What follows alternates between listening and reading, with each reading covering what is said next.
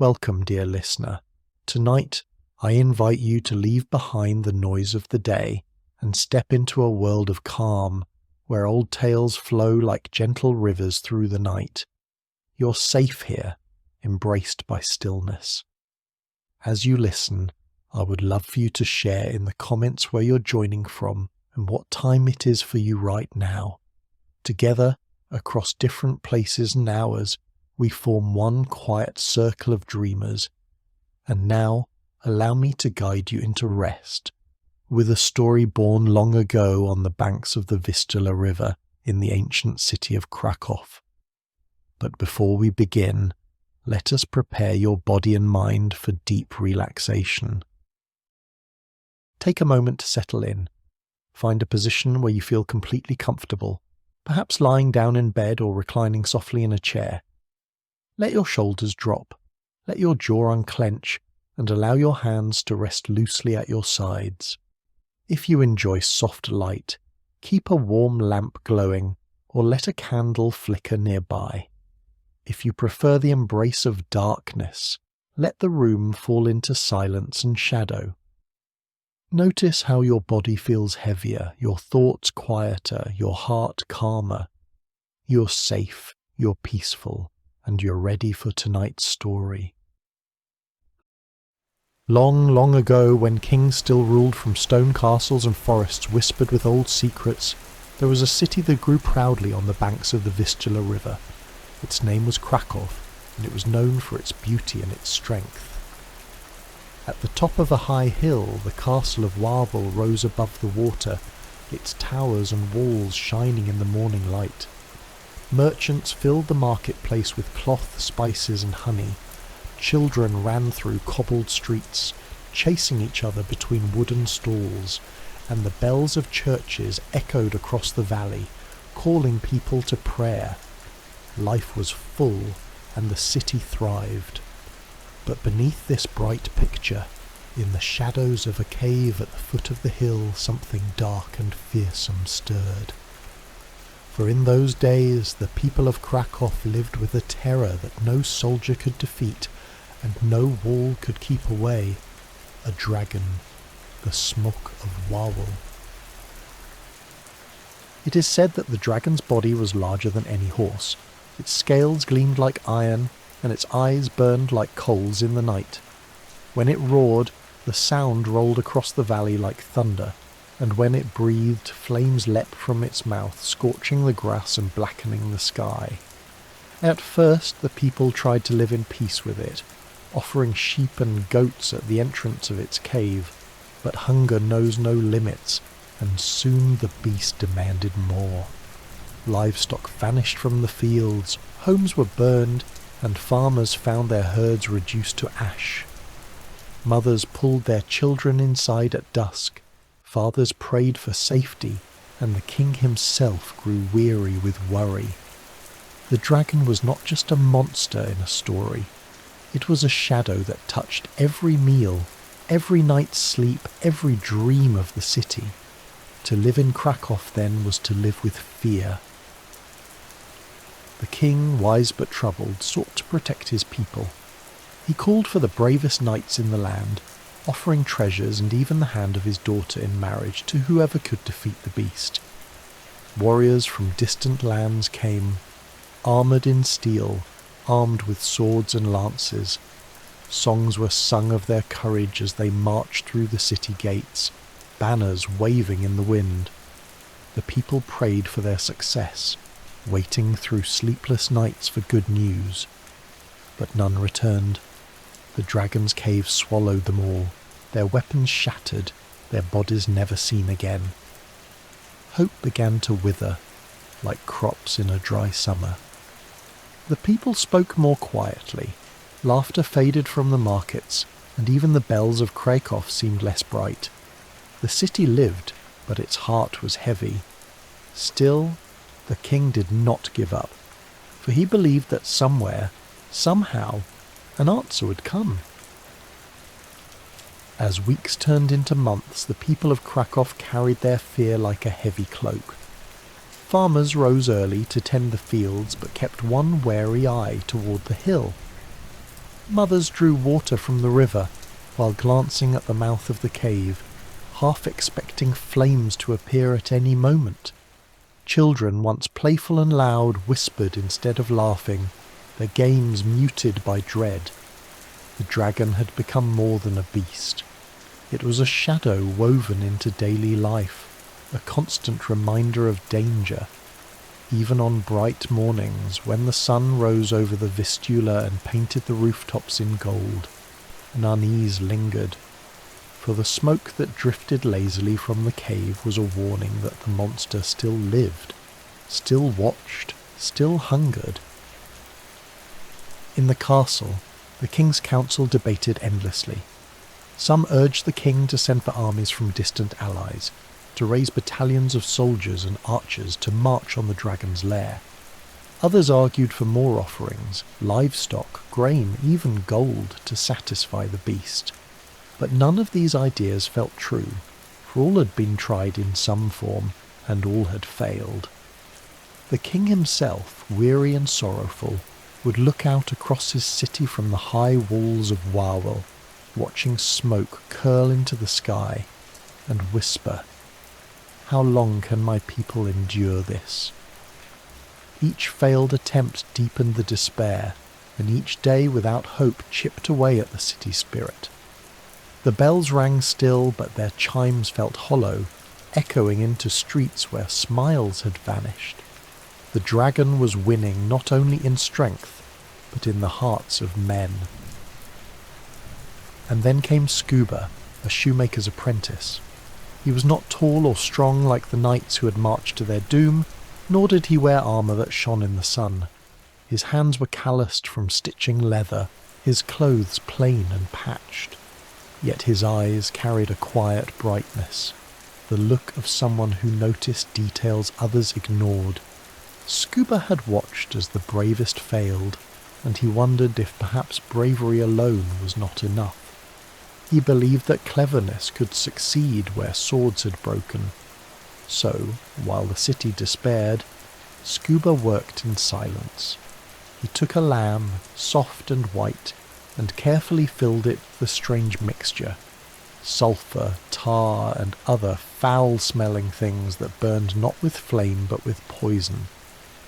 It was not the plan of a knight, but the invention of a craftsman who trusted his wit more than his strength. When all was ready, he carried the lamb to the cave, his footsteps quiet, his breath steady. He placed it near the entrance and walked away, leaving his trap to the hunger of the beast. Above him, the sky deepened into dusk, and the city held its breath, waiting to see what fate would bring. Night settled gently over Krakow, wrapping the city in a quiet stillness. Torches flickered along the castle walls, their flames bending in the cool spring breeze. Down by the river, the surface of the Vistula shimmered with moonlight, a silver path stretching into the darkness. In the homes of the townsfolk, candles burned low, children lay tucked beneath blankets, and anxious parents whispered prayers that morning might come without calamity. Yet in the cave beneath Wawel Hill the dragon stirred. Its stomach, vast and greedy, rumbled with hunger. The smoke from its nostrils curled in thick coils as it lumbered forward, sniffing the night air. And there, at the mouth of its lair, lay the offering, a plump lamb waiting as if delivered by fate. The dragon's eyes glowed bright, and with a hiss of delight it lunged, swallowing the lamb whole in a single powerful gulp. At first nothing seemed unusual. The beast licked its jaws, satisfied, the echo of its chewing rolling out into the valley. It turned to retreat into its cave, ready to sleep once more. But then a strange heat stirred within its belly, sharper than any fire it had breathed before.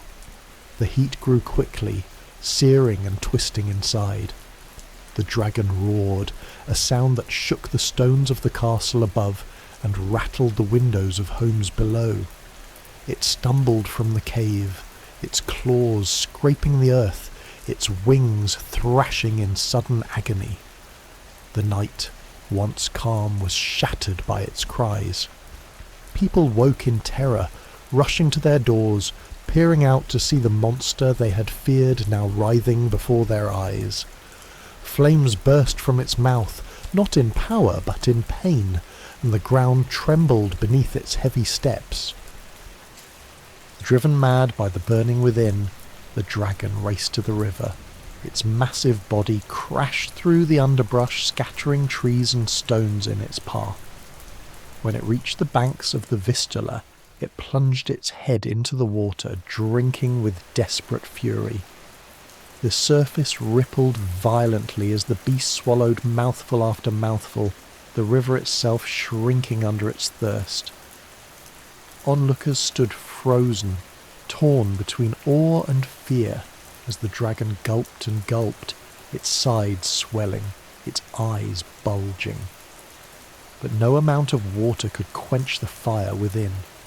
The mixture Scuba had hidden in the lamb now devoured the monster from inside, and with each frantic drink, its fate drew closer. At last, after consuming more water than any creature could endure, the dragon let out one final terrible roar. Its body heaved, its claws dug into the soil, and then, with a thunderous crash, it collapsed beside the river, motionless. The night grew still again, broken only by the quiet lap of waves against its lifeless form. For the first time in many years, Krakow's people looked out at the hill and felt no fear. When dawn broke over Krakow, the first rays of sunlight painted the rooftops in gentle gold. The bells of the churches rang out as they always did, but this morning their sound seemed brighter, fuller, as though even the metal sensed a change in the air. Farmers and townsfolk, curious and cautious, gathered along the river banks, where the colossal body of the dragon lay sprawled beside the Vistula. Its scales, once gleaming with menace, now looked dull and lifeless. Smoke no longer rose from its nostrils, and the fire that had terrified generations had been extinguished forever. People stood in silence at first, unable to believe that the nightmare had truly ended. Mothers clutched their children close, fathers removed their hats in awe, and elders whispered prayers of thanks. Then, slowly, joy rippled through the crowd like a wave, spreading from one face to another, until the valley erupted in cheers. The news raced through the city faster than any rider on horseback could carry it. "The dragon is dead!" voices shouted in the streets. Doors flew open, neighbours embraced, and laughter filled courtyards that had long echoed only with fear. Merchants hung bright banners over their stalls. Children paraded through the market square with flowers in their hands, and musicians struck up songs of triumph on lutes and fiddles. For the first time in many years the city breathed freely. The shadow that had loomed over every meal, every prayer, every dream had vanished. And at the heart of this victory was not a knight in shining armour, not a foreign warrior with a polished blade, but a humble shoemaker's apprentice named Scuba.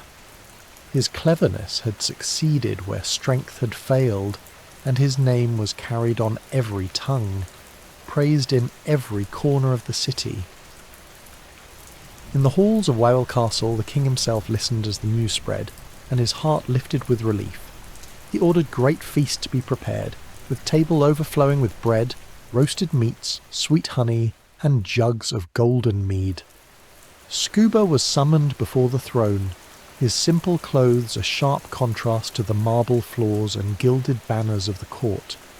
Yet he walked with quiet dignity, his hands still rough from his craft, his gaze steady. The king rose from his seat, placed a hand upon Scuba's shoulder, and declared before all, "This young man has delivered us not with sword or spear, but with wisdom and courage. Let all remember that true strength comes not only from might, but from the mind." The hall thundered with applause, courtiers cheered, and the name of Scuba was written into the memory of Krakow. Outside the castle walls, the people celebrated late into the evening, singing songs beneath the stars, their voices rising with joy, carried by the wind across the valley that was at last free of fear. That evening Krakow shone brighter than it had in many years. Lanterns were strung across the marketplace, their flames flickering gently in the night air. The smell of roasted meat and fresh bread drifted through the streets as families gathered together, sharing food, drink, and laughter. Musicians played lively tunes and children danced in circles, their bare feet tapping against the cobblestones. For the first time in a long while, the city was free of fear, and the joy felt almost unfamiliar, like sunlight returning after a long and bitter winter. Neighbours who had once whispered anxiously in the dark now spoke freely, raising cups of mead in toasts to Scuba, to the king, and to the promise of peace. The laughter of the people rang out so strongly that even the owls in the forest beyond the city seemed to pause and listen. Scuba himself sat quietly among them, overwhelmed by the praise. He had never sought glory or riches, only a way to end the suffering of his people. Yet wherever he walked that night, mothers pressed his hands in thanks, children tugged at his sleeves to hear him tell the story again, and men clapped him on the back with pride. Though he was humble, the city saw in him something rare, the courage to imagine a different solution, the bravery to act upon it, and the heart to do so not for himself but for all. The king's feast continued late into the night, and as Scuba sat at the table beside nobles and knights, he felt the warmth of belonging. No longer just an apprentice shoemaker, he had become a symbol of hope, a reminder that even the smallest among us can make the greatest difference. As the days turned to weeks, and weeks to months, the story of the dragon's defeat spread far and wide. Travellers carried the tale along the trade routes, singing ballads of Scuba's cleverness in distant markets. Merchants told it in taverns, and bards wove it into songs by their fires. Soon, the legend of the dragon and the shoemaker reached beyond Krakow, becoming known across the land.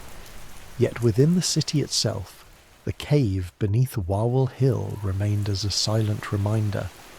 Children would peer toward its dark mouth, daring each other to step closer, their imaginations alive with visions of fire and scales.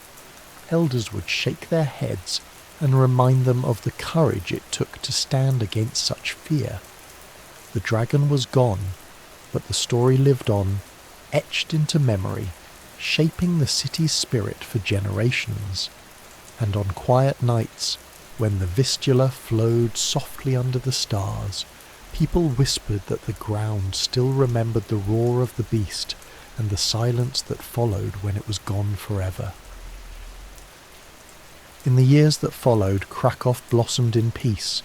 Without the shadow of the dragon, farmers tended their fields without fear, and their cattle grazed freely along the riverbanks. Merchants travelled safely, bringing cloth, spices, and treasures from distant lands. The sound of hammer against anvil echoed from blacksmiths' shops. Bakers filled the streets with the scent of fresh bread, and children once again played boldly in the squares. The absence of fear gave way to prosperity, and soon Krakow grew into one of the most important cities in the region. Yet no matter how much the city changed, the memory of the dragon remained close, like a faint echo in the stone walls of Wawel and in the flowing waters of the Vistula. Over time, storytellers shaped the tale in many ways. Some said the dragon was so large that it could block out the sun with its wings. Others claimed its roar could be heard as far away as the mountains, or that its fire had once melted the stones of the castle walls. In every telling, the monster grew greater, more terrible, while Scuba's cleverness shone brighter. his lamb filled with sulphur and tar becoming a symbol of wit triumphing over brute force. In taverns and marketplaces bards sang ballads of his victory, their voices carrying into the night. Children acted out the story in their games, one pretending to be the dragon, another the shoemaker, always ending with cheers as the beast was defeated once again. The story was no longer just a memory, it had become a living part of the city's spirit, retold each time as both warning and comfort. The king, proud of his people's resilience, declared that the cave beneath Wawel Hill should remain untouched, a reminder of what once dwelled there and of the courage that overcame it. In time, travellers came from faraway lands to see the place where the dragon had lived. They would stand at the mouth of the cave, shivering at the darkness within, imagining the fire and smoke that once poured from it. Guides would tell them of Scuba, pointing to the castle above as the place where he was honoured.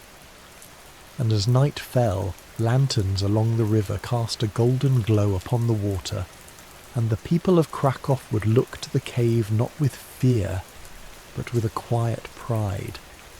For they knew that their city had faced a terror and endured, that wisdom had triumphed, and that their story would be told long after their own days had passed into history. In the years that followed, Krakow blossomed in peace. Without the shadow of the dragon, farmers tended their fields without fear, and their cattle grazed freely along the riverbanks. Merchants travelled safely, bringing cloth, spices and treasures from distant lands. The sound of hammer against anvil echoed from blacksmiths' shops. Bakers filled the streets with the scent of fresh bread, and children once again played boldly in the squares. The absence of fear gave way to prosperity, and soon Krakow grew into one of the most important cities in the region. Yet no matter how much the city changed, the memory of the dragon remained close, like a faint echo in the stone walls of Wawel, and in the flowing waters of the Vistula. Over time, storytellers shaped the tale in many ways. Some said the dragon was so large that it could block out the sun with its wings. Others claimed its roar could be heard as far away as the mountains, or that its fire had once melted the stones of the castle walls. In every telling, the monster grew greater, more terrible, while Scuba's cleverness shone brighter, his lamb filled with sulphur and tar becoming a symbol of wit, triumphing over brute force. In taverns and marketplaces, bards sang ballads of his victory, their voices carrying into the night. Children acted out the story in their games, one pretending to be the dragon, another the shoemaker, always ending with cheers as the beast was defeated once again. The story was no longer just a memory. It had become a living part of the city's spirit, retold each time as both warning and comfort. The king, proud of his people's resilience, declared that the cave beneath Wawel Hill should remain untouched, a reminder of what once dwelled there, and of the courage that overcame it. In time, travellers came from faraway lands to see the place where the dragon had lived. They would stand at the mouth of the cave, shivering at the darkness within, imagining the fire and smoke that once poured from it. Guides would tell them of Scuba, pointing to the castle above as the place where he was honoured, and as night fell, lanterns along the river cast a golden glow upon the water, and the people of Krakow would look to the cave not with fear, but with a quiet pride. For they knew that their city had faced a terror and endured, that wisdom had triumphed, and that their story would be told long after their own days had passed into history. As generations passed, the legend of the dragon grew into something greater than a simple tale of fear and triumph. It became part of the very fabric of Krakow's identity, woven into its festivals, its stories, and its sense of pride. During long winter nights, when families gathered by the hearth, the story was told in whispers and laughter, children listening wide-eyed as elders spoke of the beast that had once haunted their city. In summer, when the markets filled with travellers and merchants, storytellers would gather crowds with their voices, painting the image of the dragon's glowing eyes and Scuba's clever trick with the lamb. Each retelling brought the story alive anew, carrying it forward from parent to child, from neighbour to stranger, from city to distant land. The dragon, once a symbol of terror, became a symbol of memory, of challenges faced and overcome. Parents would remind their children that the courage of one humble shoemaker had saved them all, teaching that wisdom and cleverness could be as strong as any sword. The cave beneath Wawel Hill remained a place of fascination. Young people would walk there at dusk, daring each other to step closer, their laughter echoing through the stone. Some swore they could still hear faint growls from deep inside, or see sparks glowing in the darkness as if the dragon's spirit lingered. But rather than fear, the feeling was one of wonder.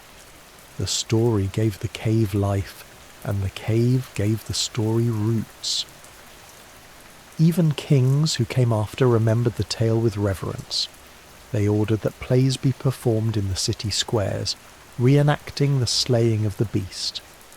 Festivals were held where children carried paper dragons through the streets, their scales painted in bright colours, their eyes wide with fire.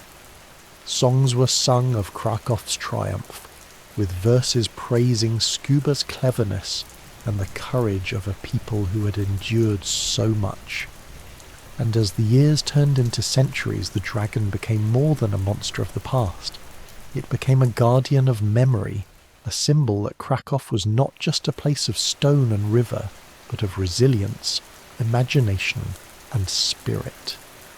Each time the story was told, it reminded the people of who they were, and of the quiet power that lives in even the humblest heart.